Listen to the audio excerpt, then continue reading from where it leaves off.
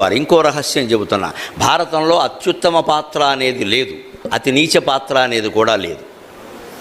అన్ని కాంప్లెక్సిటీ మిశ్రమమే. మనుషులు ఎలాగైతే మంచి చెడ్డ కలిసిపోయి ఉంటారో భారతంలో పాత్రలన్నీ అలాగే ఉంటాయి. రామాయణంలో ఉత్తమ పాత్రలు అంటే 4-5 ఖచ్చితంగా చెప్పచ్చు. మనం రాముడు, లక్ష్మణుడు, సీత, హనుమంతుడు ఇలాంటివి చెప్పచ్చు. రామాయణంలో ఒక్కటి కూడా, భారతంలో ఒక్కటి కూడా దొరకదు. భీష్ముడు సహా, కృష్ణుడు సహా, అనుమానం ఇలా.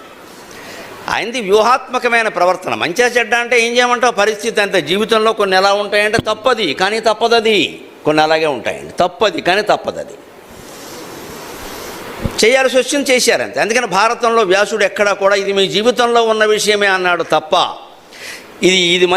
ఈ పాత్రను మీరు అనుసరించండి, ఈ పాత్రను మీరు వ్యతిరేకించండి అని వ్యాసుడు ఎక్కడ అభిప్రాయం చెప్పలా. అందుకే భారతం మన నిజ జీవితం, రామాయణం మనం జీవించవలసిన ఆదర్శ జీవితం, భాగవతం మనం పొందవలసిన దివ్య జీవితం.